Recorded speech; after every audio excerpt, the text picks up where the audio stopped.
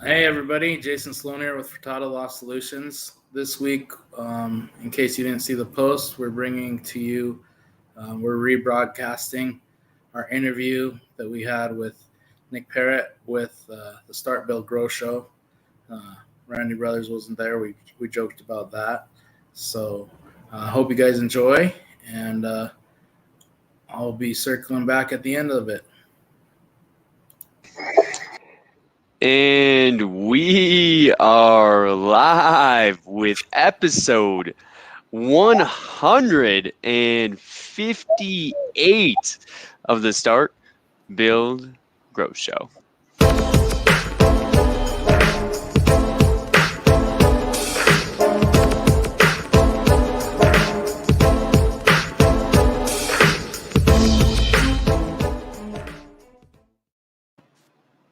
What is going on, everybody? Welcome to episode 158 of the Start, Build, Grow Show. We are excited to have two great guests today in the house. Very excited to have them. We're going to drop some knowledge on you guys regarding supplements. And of course, our boy Randy Brothers once again is a no-show, man. This guy is traveling the world. RV. I think he's been to Arizona. He's been to Utah. I'm not really sure where he is. Where's Waldo? Where's Randy Brothers? I don't know. But sounds like he's living the dream over there. But we're going to have a great episode for you guys nonetheless, so do not worry about it. Elizabeth and Jason, thank you guys so much for joining us today. Yeah. Absolutely. Thank you so much for having us here. For sure. And where are you guys right now? We are in Guadalajara, Jalisco, Mexico. Ooh, I like the way you said it too. It sounds like a very cool place. And then how's the weather out there today? Not too bad today. It Yeah. fluctuates throughout the week, but today's actually a good day. Sun is out, looks great outside. Cool, awesome. Well, I always like to kind of start with a background, just a little bit of story of who you guys are, what you guys do, how you got in this space, and whatnot. So, Jason, do you want to do us a favor and start us out, and then we'll go with Elizabeth and kind of talk about how you got in the roofing space? Yeah, definitely. So I was doing windows and construction work, and then I took over a roofing company because I was doing the extra trades. I got out of it. I got back into doing roofing with Kyle, learned the supplement game, and basically ran most of the supplements with Kyle. He'd step in every once in a while when I needed a little bit of assistance. But back then, the majority of the supplements was decking, and then I would bring other stuff into play, like siding and so forth. Like we had an 800 square foot house that I turned into a $30,000 job. And after that, Kyle goes, well, maybe we should look at doing siding because we made like killer money on it. So who was it? Was that you or Kyle Larson that made that happen? I did. Oh, Kyle's smart. Kyle's a smart guy though. He's been on the show for sure. He's a smart dude. Oh yeah, he is, but he didn't want to do siding, and I had done it before, and I'm like, it's a lot of extra money. And back then it was 3 trades you get O&P. So we had roofing, we were getting a redeck, we had gutters, and then there was the siding. And that job was kind of funny because we didn't really use Xactimate back then. We just looked at what the insurance paid, and we had Xactimate, but we would just plug in certain things like decking, and we know what they were paying at that time and use that on our Excel spreadsheet. Very cool. We had sent that one over, and the insurance is like, we need this in Xactimate form. So we put it together, and it actually came in like 4,000 higher. And I was like, okay, you're paying it now. And the guy's like, okay, fine. And so, like I said, it was around a $30,000 job that we were making around 50% on that. So it was great money. Wow. And then, Kyle, stuff happened with KWL. We had to do the litigations and stuff, and Kyle, had his issues. And so I went into just a supplement company, SIBS, which I ran for quite a few years. And then it got really hard dealing with insurance companies because the contractors wouldn't always tell the homeowner what was going on. And then the insurance companies would call and they'd say, well, you don't have authorization. And so it became very difficult. So then I got into owning my own roofing company again in 2018, which I still own, and I do a handful of jobs here and there now. A lot harder when you're in Mexico, but no hail in Colorado. But yeah, it's very true on both ends. Those couple of things going for you. But it got some stuff rolling with David Furtado, and that's where FLS came about, was because me and Kyle were bringing a bunch of files. I mean, he brought files with Elite, with Randy and them, and the big thing is documentation and making sure everything's your I's are dotted and your T's are crossed. Because if you don't have everything together correct, you're gonna lose when it comes to litigation. You can threaten to sue, but if you actually go to litigation and you don't have everything set up, you're gonna lose, and then it's just a waste of everybody's time and money. And so David came up. Is that the number one thing, though? Would you say is lack of documentation and for the biggest issue? That's one of the biggest things because, for instance, you got to know your numbers, and we talked about that before. Randy talks about that. If you don't know that, if you're just suing to sue because you went to one of the conferences and they're like, oh, you can sue. Yeah, anybody can sue stuff, but is it reasonable? Were you making decent money, or were you not making really anything? I mean, for instance, we have a company we were working with that works on the East Coast, and they were making basically 10%. Well, on roofing, that's basically you're losing money. Yeah. The only way they made money is by doing siding. They weren't making money on the roofing, which we're used to nowadays, making money on the roofing and not making as much on the siding. Yeah, usually, yeah. So it's come full circle, and Kyle realized as he was working with contractors in different areas, pricing is scattered across the board. It should be around 40% gross profit, but and there's some areas like Minnesota and an area South Dakota, they can't work as much as Colorado or any southern states. So it's like you're working 4 to 6 months out of the year, maybe 8 at the most. So you have to make more money percentage wise to make the same amount of money as the guy who's down in the South and could work basically year round. Yeah, 100%. And now, so you guys are kind of opening up your guys' operations. Do you want to talk a little bit about that, or what area you guys cover and everything, and then we'll introduce Elizabeth as well. Yeah, so we're working with people across the country. We have our contract that we use across the country in areas where we can, and sometimes we change it. We can't use that contract in Florida or in Texas because of the laws about AOBs and AOCs, but we customize that for all of our clients. Anybody who wants a copy of that can contact me, and we can send it over. If you're in an area where we're not sure, we'll check into that for you guys. But we made it because originally for Colorado, because we can have assignment of benefits. And myself, Kyle, and Randy, and a few other contractors took part in helping put that contract together. So it wasn't just lawyery, but it was understandable, and it said stuff like, one of the things I said we need to add is a range, because if you're doing a big job, you're not going to do it in one day, and you right. multiple piece thing. Now, if you're just doing rough and gutters, yeah, you can get it done in a week, no problem for an average house. But if it's a big commercial job or a job with multiple trades, it's going to take a lot longer. Absolutely. Now, Elizabeth, let's get an introduction from you. So how do you get connected with Furtado Law? What's your background? Okay, so a bit about myself. That background, I think it really started when I moved here to Mexico about 11 years ago. I've worked in various realms of the roofing industry, sort of that field. I have done anything from calling the homeowner and setting up a free estimate to working on the back end of things and dealing with the adjusters and working through different CRMs like Job Nimbus, for example. And getting in contact with this specific company, it was a match made in heaven. What they do totally aligns with my vision of my field of work. I love the fact that they are really invested in, well, myself now, invested in making sure that people get paid what they are supposed to be getting paid, making everything fair as possible. So that's how I got here. Very well said. I love it. So what about dealing with Jason? How's that? Okay. No comment. No, I'm totally kidding. Right? Oh, man. I love it. There is so much room for growth working alongside him and obviously everyone else. So much to grasp from their own personal experiences in the field. So it's been amazing. That's why I'm still here. Love it. Love it. They've also helped me a lot. Calmate. You know how I am, Nick. You know. Calmate, so Calm- you settle him down. You settle Jason down. Yeah, In a sense, yeah. they've been reining me in because like stuff is a lot different down here, and I think it helps with other stuff in life too.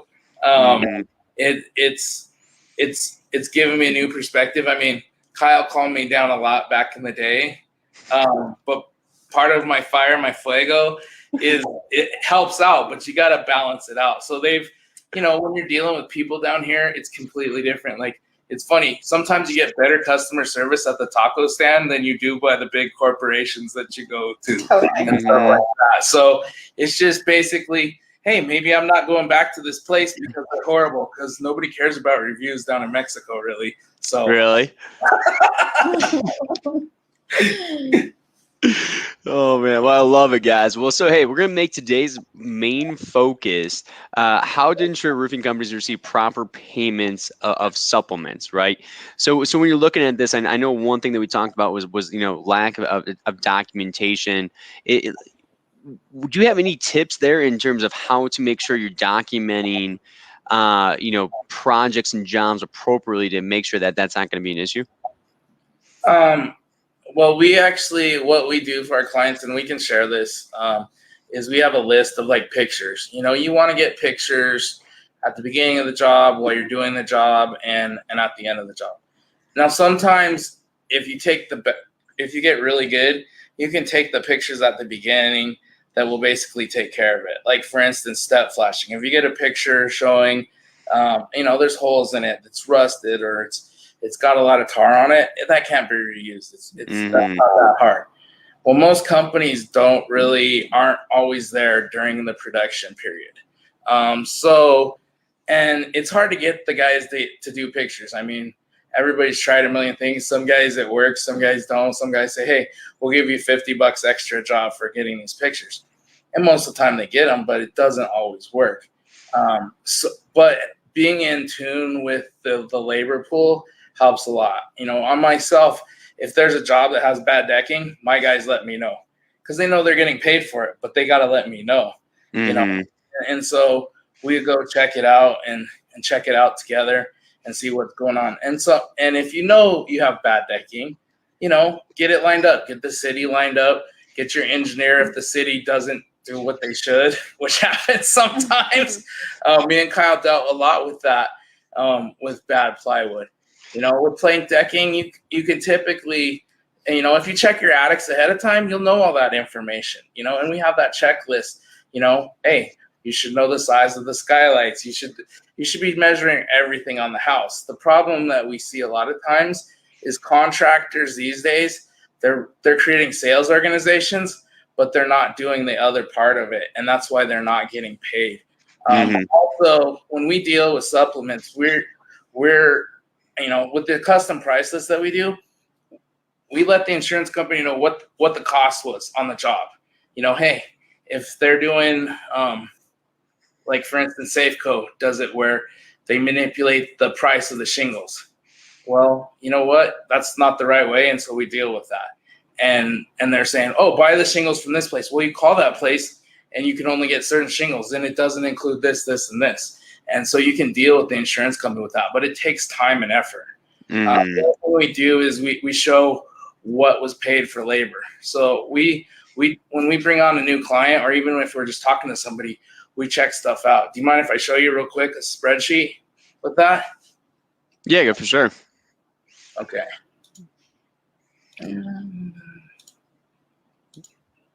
Okay, so this is Atlanta, Georgia. So this is just an example of a March and May. This is just, and then this is a contractor, what they're paying. Now, they're only paying $1 more than what Xactimate was paying, but already it was only at 36% instead of 40%. And so that dropped them to 35.85%, which you don't think is a lot. But when on top of that, you have a lot of missing items, it just adds up. So this could actually be a 25% gross margin. Yeah. And figuring your numbers is really not hard. All you're doing is taking your cost and dividing it by the total. That's what the formula is. And if anybody needs help with that, once again, let me know, and I'll help you guys out with that. Yeah. But the fact of the matter is knowing your numbers is huge. You know, you may be, and I've had guys that say they aren't making anything, and I go look, and they're making over 50%, and I'm like, you're making really good money. Like, what are you spending your money on? That, you know, how many jobs do you do? And we did the math, and it's like somewhere there's a hole in your organization, and sometimes that's the issue. Other times, you know, like I said, if they're making 10%, 35, or whatever, you know, standards should be about 40. In Colorado, we had it at 48%. The only thing we were supplementing for is missing items. And like, oh, well, they paid for 20 shingles. It's not available, so they need to pay for the whole roof. Yeah. You know, in other areas, you're supplementing for absolutely everything. And the whole goal is to get people where after they pay our fees, they're making 40%, you know, or more, depending on where they're at and where they need to be at. 100%. And what do you think about the relationship with the adjuster? You know, a lot of people that, you know, I'll talk to or I'll see posts on Facebook, whatever it might be, is people complaining about their adjuster and stuff like that. Maybe sometimes it's fair, maybe sometimes it's not. Do you guys have any tips on how to work really well and build relationships and rapport with adjusters? I think part of it is honesty, and supplementing is huge. And think about it, like you go to these shows and it's like, oh, you can get paid for a toilet. Are you using the toilet? No. So why are you putting on the supplement? You know, Yep. I seen, for example, one of the guys we're working with, he had a file that was written by a public adjuster's wife. And there was stuff on there, you know, he had the toilet on there. He had flashing over the ridge. And I'm like, well, that's not required because you already have the ridge cap and everything. But it had ridge vent. Why would you put metal over to cover the ridge vent you're putting in? Just like it, and I was like, no wonder you're not getting called back by the adjuster. This is completely ridiculous. You know, and doing the RFG compared to demo, the problem is usually that goes way past where guys need to be at on their jobs, you know? And they go, oh, this is great. And does it work in appraisal? Sometimes. But sooner or later, they're going to start tightening up, and they're always constantly changing the rules. And one of the biggest things I think we need to do is get together as contractors and work together instead of working against each other. I mean, it's always talked about, but nobody really does it. And there's some of that going on. But if we did it more in Colorado when those laws were going on, and still to this day, when laws come up, we have the lobbyists paid for that know what's going on and can come and say, hey, this is coming out. We need to deal with it. And then everybody throws money into the pool to take care of those issues. So if that happens across the nation, it'll be better for everybody. So you're saying additional collaboration between the contractors throughout the country? Yeah, exactly. You know, and some of that's going on with the APA and stuff, but you know, it's they pick and choose what they're going to do.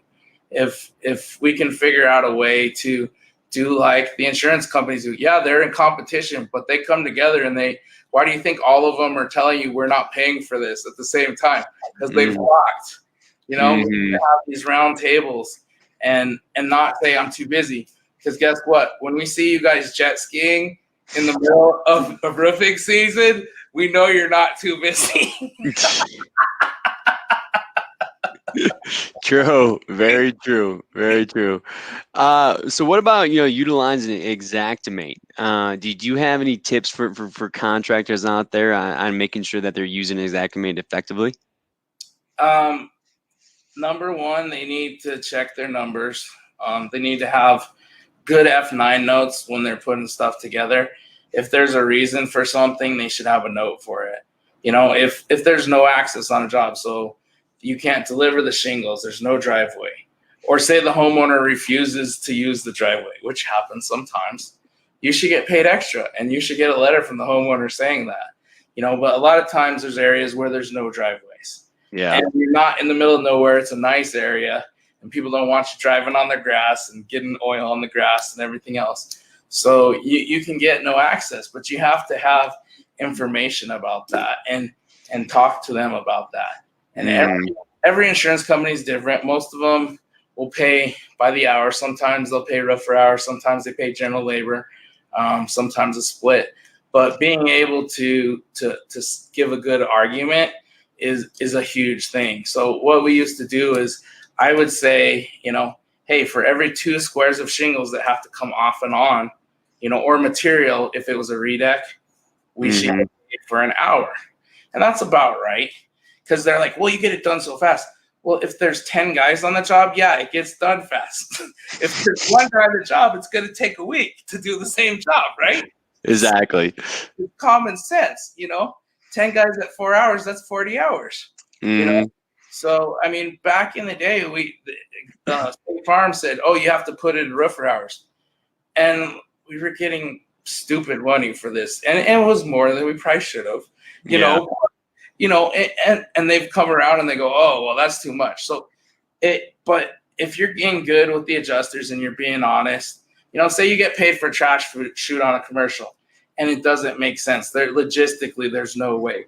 It's better to do tarps and the other. When you invoice them and say you run your numbers and you're at 50%, which most commercials, if you get paid all the line items, you're around 50%. So if you're at 50%, you just put in there, hey, rather than, on the invoice, on line item 16 for trash chute, this is what we did. Send some pictures. Okay, we had to put tarps on the ground because there was no place to put a trash chute and a dumpster or a dump trailer. We had to do it away because they were working, or we had to work after hours on certain items because of the business, how they ran and everything. If you're working on a manufacturing company, you have to do a lot of different stuff than you do for a business that you can just do the roof during the weekend. So when's the right time for a contractor to call Furtado Law Solutions? Anytime they're having an issue, or if they're, they could have their own supplement team, and they, you're in the middle of a bad storm and you need some help. You need some extra, bandwidth to get those extra jobs done. A lot of our contractors we work with have done that, and then at the end of the day, they go, "You've made me more money and cost me less, so this makes more sense." And I'll keep my staff, but guess what? They're going to work on the documentation part, so you have everything you need. And that's what happened with most of them. It's not, we don't want to take people's jobs. Our whole goal is so that they're making great money.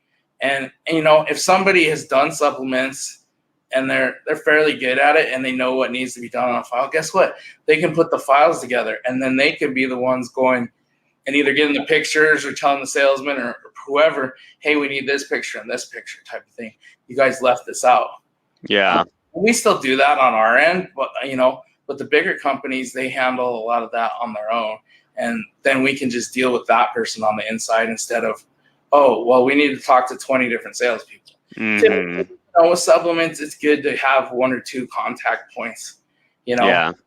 And then past that, you may have to call the salesman direct and say, hey, this is an issue. This isn't a $5 item. This is a $5,000 item on a $10,000 job. So, you're getting another third on this job for getting these few pictures. I remember I worked with a company and I fixed a bunch of their old files. I had files that I took pictures in the attic and got them like 20 grand extra on a couple jobs, based off, and a couple of their pictures that somehow they had without even knowing it, and basically got them paid for work that they wouldn't have got paid for otherwise. Yeah, that's awesome. And so, okay, so if they want to connect with you guys at Furtado Law Solutions, what's the best way to connect with you here?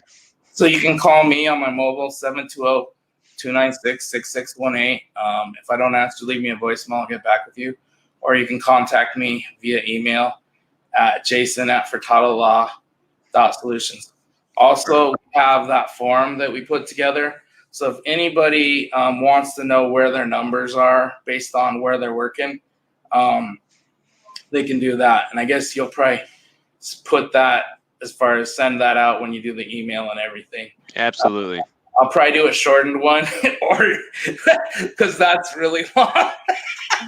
But I didn't have time earlier, so I'll get that over to you shortly, Nick. Awesome. Appreciate it. Yeah. So if you guys are looking to get a hold of these guys over at Furtado Lawn Solutions, make sure you give Jason a phone call at 720-296-6618 or give an email at jason@furtadolawn.solutions. Now, all right, I always end it with a golden nugget. All right. So something that you want to leave the viewers with. It could be something to remember. It could be something, a mindset. It could be something to implement, something to avoid, whatever it might be. So I'm gonna make both of you guys go in the hot seat today. So I'm gonna make Jason go first, and then you can close it down for us. Sounds good. I would just say avoid lying to the insurance companies, because sooner or later it's going to come back and bite you. If you go to litigation and you have something in that file that you were not truthful about, they can open a can of worms on all your files. There was a company in Texas that happened. Guy was a multi-million-dollar company, and he had to start over from scratch. So you want to be honest above all. Yep. Honesty with insurance company. All right, Elizabeth, what about you? For me, it would be pay attention to details all the time, always, whether it's in writing, whether it's in photos. Record as much as you can to ensure that you're backing yourself up. Record, pay attention to details, right? Documentation, all of the above, guys. Well, hey, guys, thank you so much for joining us, Elizabeth and Jason. It's been a pleasure to have you guys on episode 158 of the Start Build Grow Show. Likewise. Right, Thank you so much.